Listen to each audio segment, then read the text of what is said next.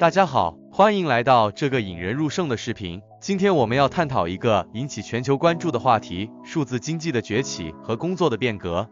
你是否曾想过，未来会有什么样的工作机会？或许你现在的工作将面临着巨大的挑战和变化。想象一下，机器人和人工智能将在不久的将来接管大部分日常工作，你的职业将会受到怎样的冲击？这不再是遥远的未来，而是即将发生的现实。我们必须面对这个紧迫的问题，并为自己的未来做好准备。在本视频中，我们将深入探讨数字经济的潜力和影响。你将了解到正在迅速崛起的自动化技术，以及它们对传统工作的冲击。我们还将探讨如何应对这种变革，以及如何为自己在数字经济中找到立足之地。这是一个挑战，但也是一个巨大的机遇。你将了解到如何通过学习新技能，参与社会活动和支持改革来保持竞争力。无论你目前从事什么职业，这个视频将为你提供实用的建议和策略，帮助你在数字经济的浪潮中脱颖而出。让我们一起探索数字经济的未来，了解如何在这个充满机遇和挑战的时代中保住你的工作。话不多说，我们开始解读即将来临的工作危机——机器人、人工智能 AI 和自动化技术 Automation 一书。了解即将到来的经济革命中会发生什么。无人机在你家门口投递亚马逊包裹，餐厅使用数字菜单，算法进行股票交易和贷款批准，无人驾驶汽车和卡车将你和你的货物送到目的地。这些不再只是未来的想法，它们只是自动化正在影响劳动力的一些方式，而明天还会有更多的发展。在许多方面，像这样的技术进步是不可避免的，也是完全合乎商业逻辑的。你不能指望一家公司决定继续雇佣人员来做一些机器人可以4倍速度、不间断并且犯错误更少的事情，这样他们将无法节省数百万美元。当麦当劳宣布计划用自动化菜单取代收银员时，他们的股价立即上涨，这是良好的商业决策。那么，所有这些变化到底意味着什么呢？人们称之为新数字经济，尽管它可能是不可避免的。但如果我们希望避免混乱和紊乱，许多事情都需要发生。正如作者达雷尔·维斯特所解释的那样，我们需要重新思考我们对工作、职业培训以及如何获得健康保险和养老金等福利的方式。如果我们现在采取行动，我们可能能够使过渡更加平稳。如果不这样做，可能会有麻烦。在今天的视频中，你将了解到哪本1888年的书非常有预见性的描述未来劳动力。哪位 CEO 认为人工智能是文明面临的最大威胁之一？一个被称为公民账户 （Citizen Account） 的东西可能是未来劳动力的关键。在我们向数字经济转型的过程中，自动化已经开始取代工人。在20世纪之交，美国经历了作者所称的巨变。因为这个国家从农业经济转向工业经济，政府花费了几十年时间来处理这种变化的影响，并使事情稳定下来。现在，我们正处于另一个巨变的边缘。这一次，这个国家将从工业经济转向数字经济。这种变化的核心是围绕自动化机器人和人工智能 AI 构建的新商业模式。我们已经开始看到它的出现，特别是在蓝领工作领域。对于那些没有上大学或无法上大学的人来说，一些最可靠的工作一直在餐饮、零售或运输领域，而这些工作现在正受到自动化的影响。美国各地的餐厅正在用推荐菜单和解释菜单的平板电脑来替代服务员，越来越多的零售店正在用自助结账选项来替代收银员，这些选项变得越来越先进。亚马逊有一系列零售店，顾客很快就可以使用一个应用程序将购物费用计入他们的亚马逊账户。与此同时，以每年43590美元的平均收入，驾驶卡车长期以来一直是对于高中毕业生来说更具吸引力的工作之一。但现在，预计自动驾驶车辆将成为行业标准。在所有这些案例中，自动化服务为企业节省了成本。不久前，机器人和自动化服务的成本比雇佣一个员工来完成同样的工作要高，但现在情况已经不同了。在一家金属零件制造商 Dynamic， 一台机器人只需一次性花费35000美元，就可以完成4个人的工作，而且它不会感冒，不需要休息或健康保险。另一个值得注意的因素是人为错误的减少。在手机制造公司 Precision Tech，60台机器人现在可以完成650名员工过去的工作，错误率从25%降低到5%，同时产量增加了1倍以上。至于自动驾驶车辆，专家预计，由于比人类司机更平稳的加速和刹车，事故数量将减少，燃油效率将提高。人工智能也是数字经济的一部分，但它也带来了一些伦理问题。特朗普政府的财政部长史蒂文·努钦告诉媒体，他对人工智能并不担心，因为他认为它在50年或100年后才会成为一个因素。其他人对与人工智能相关的直接问题则没有那么轻忽。特斯拉 CEO 埃隆·马斯克表示，人工智能对人类文明构成了最大的风险之一，并且肯定会对就业市场造成巨大的冲击。真正使人工智能具有竞争力的是机器学习，这是基于一定的因素做出决策，并利用这些决策的结果来指导未来选择的能力。这个过程导致不断的改进，这也使得人工智能现在可以成为曾经严格属于人类职业的各种工作的可行替代品，比如驾驶车辆或进行金融投资。的确，尽管人工智能可能出现在您的手机或家中，无论是苹果的 Siri、亚马逊的 Alexa 还是微软的 Tay， 它也在当前就许多重要的日常事务中做出决策，包括财务、防御系统和公共安全。在金融领域，人工智能已经取代了许多工作，因为它可以发现股市的微小波动，这可能意味着是买入或卖出股票的好时机。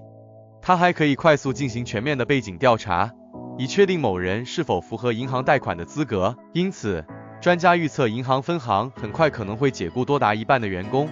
美国军方正在利用人工智能作为国家防御计划 Maven 项目的一部分。军方使用人工智能来扫描大量的监控录像，并标记出任何看起来可疑或异常的内容。一些医院也在类似的方式中使用人工智能，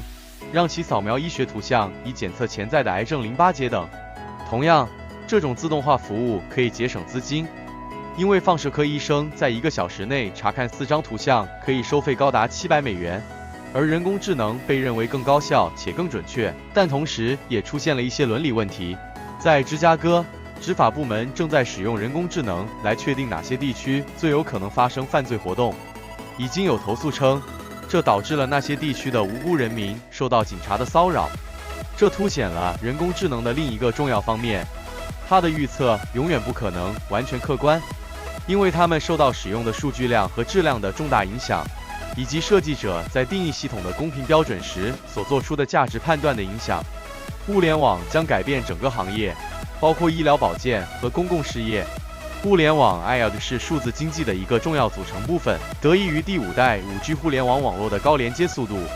物联网使得整个物品和家居物件系统能够实时连接、监测和调整。例如，你的智能手表可以用于追踪重要的健康统计数据，由医生实时监测，并定期建议你减少糖分摄入或增加饮水量。的确，医疗保健是预计受到物联网及其传感器和监测器的巨大影响的行业。通过云存储，你的健康数据很快将可供任何医疗专业人员使用，并且随着越来越多的便携式监测设备的出现，身处农村或难以进入的地区的患者将极大地受益于这些服务。例如，在台湾台北，市民远程护理服务系统通过城市的免费 WiFi 监测老年人的家庭。该项目通过监测心率的不齐性，已经在迅速识别心血管疾病预警信号方面取得了显著成果。基础设施也从物联网中获得了改进。在美国的一些城镇，高达30%的用水量被漏水的管道浪费掉，而 5G 传感器可以立即发现这些漏水情况。在像加利福尼亚这样的干旱地区，用水传感器尤为有价值，已经开始在家庭中使用，导致用水量减少了15%至20%。一些地区已经采取了智慧城市计划，实时监测垃圾收集、交通、红绿灯、能源管理和公共安全等方面的一切工作正在进行中。在美国，大约有75个城镇正在使用一种名为 ShotSpotter 的传感器，它可以识别枪声，并立即将坐标发送给警方以进行迅速反应。此外，谁不想遇到更少的交通拥堵呢？通过智能交通信号灯，城市将不再需要处理效率低下、无论道路上有多少汽车，都只运行一个模式的交通信号灯。这些好处不仅仅局限于减少交通拥堵，通过实时调整交通信号灯，减少了怠速汽车的数量，从而减少了污染，并使人们更快地到达目的地。我们应该重新思考工作，包括志愿活动和其他对社会有益的工作。根据麻省理工学院经济学家安德鲁·麦卡菲的观点，我们应该预计大多数当前可用的工作将在未来某个时刻被自动化服务所取代。更有可能继续存在的工作是人际关系工作，如心理健康治疗和社会工作。这引出了我们需要做出的主要改变之一，那就是重新思考和拓宽我们对哪些工作值得获得工资、保险和养老金等福利的定义。目前，人们从事许多对社会有益的工作，但却没有报酬，包括各种志愿工作、指导、育儿和其他社区活动。但是，现在是我们开始考虑这些工作的货币价值的时候了。在爱德华·贝拉米 （Edward Bellamy） 的小说《回顾过去：1888》中，主人公在1887年入睡，于2000年醒来，发现人们不再以工作来定义自己。凭借科技的推动，人们一天到晚学习新技能，教导他人，并追求自己的个人兴趣。曾经的科幻小说看起来非常接近现实。英国已经朝这个方向迈出了一步。政府认为志愿工作至少可以被视为寻找工作，因此帮助失业者有资格享受社会保险。更进一步，为什么不让我们现在认为是志愿工作的活动也能获得薪水呢？艺术也是对社会有益的事物，因此可以被认为是一种有价值的追求。哈佛大学经济学家劳伦斯·卡茨认为，新经济可能会为那些通过自我表达寻找生命意义的人设立一个类别。这种意义是许多对失业的担忧的核心所在。很长一段时间以来，我们许多人把我们的目标、身份和生活意义都集中在我们的9至5的工作上，因此失业可能会带来极大的存在困扰。然而，这种情况并不总是如此。事实上，在人类历史的很大一部分时间里，我们的身份是基于家庭、社区、宗教和部落事务的。很可能在新经济中，我们将重新回到这种状态。为了支持经济变革，我们应该考虑可移植福利和终身教育。回到1954年，工会老板沃尔特·鲁瑟正在参观一家福特汽车工厂。该工厂最近在生产线上安装了新的机器人。一个福特员工问鲁瑟，他打算如何让机器人支付工会会费。鲁瑟回答说：“你打算如何让他们购买福特汽车？”这个意识直说变化中劳动力面临的问题。当工人被渴望降低成本和提高生产力的公司取代时，这不仅意味着工作人数减少，也意味着他们的收入减少，因此更不太可能购买公司销售的产品。受到解雇的工人的影响是广泛的，不仅仅是消费支出下降，其中一个重大关注点是医疗保险。目前，大多数美国人超过1.55亿人通过工作获得医疗保险，但已经有越来越多的人通过自由职业或合同工作来赚取收入，这些工作没有福利。事实上，许多新业务通过雇佣少量全职员工并外包其余工作来削减成本。因此，为了避免比已经存在的更大的医疗保健危机，一些经济学家建议提供可移植或灵活的公民账户。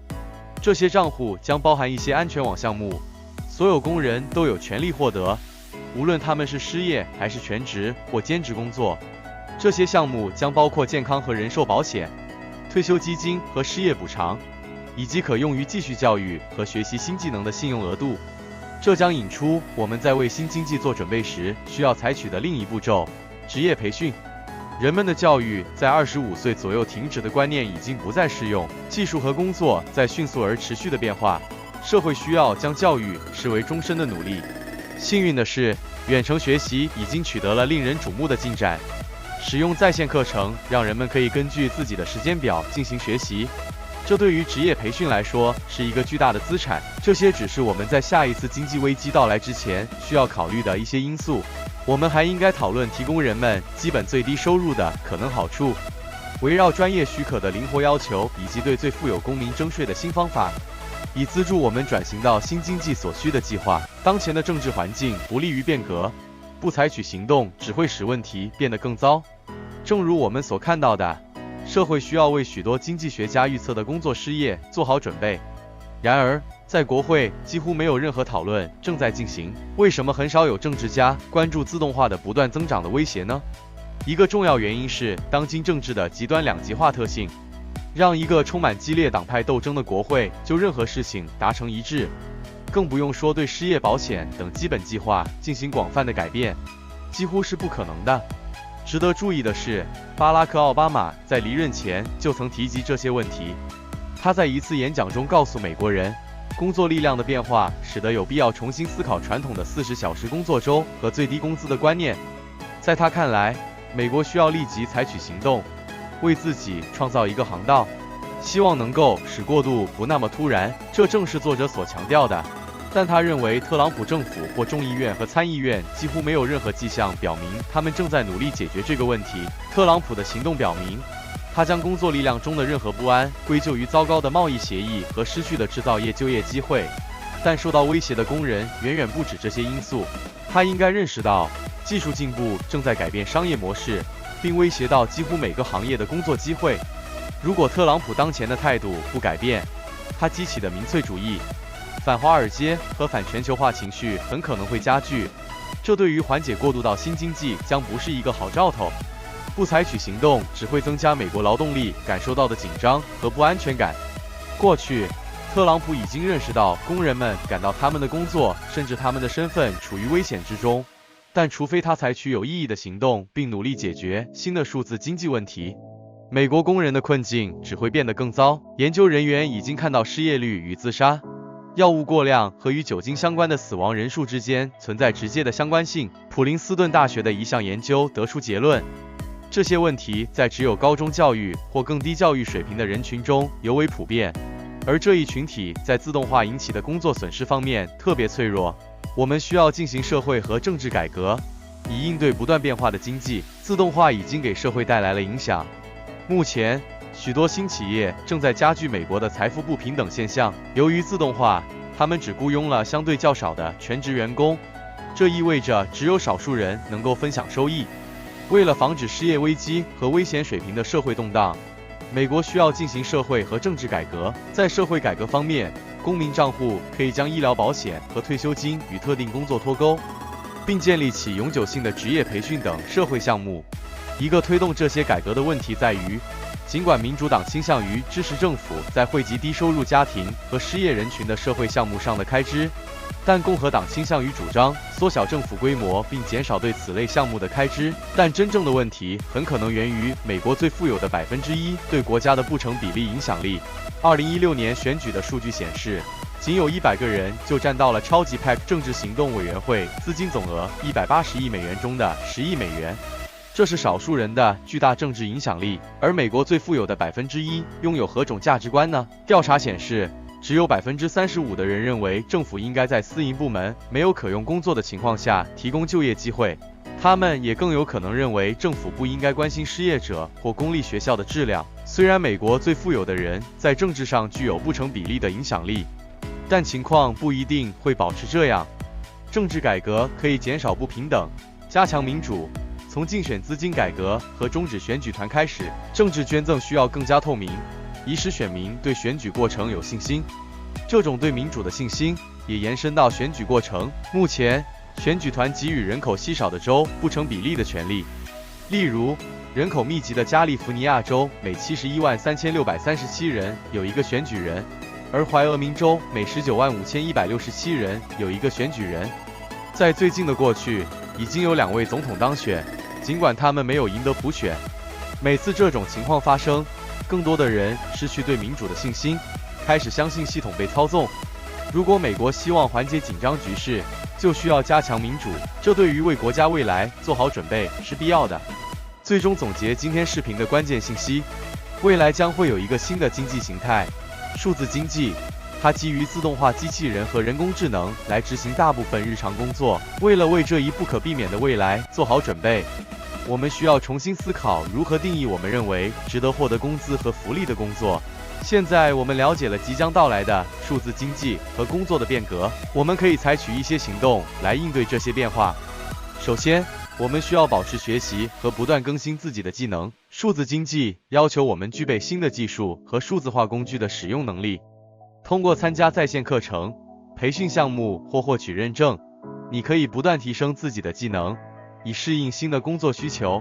其次，考虑参与志愿者活动或为社会做贡献的工作。随着自动化的发展，某些传统工作可能会减少，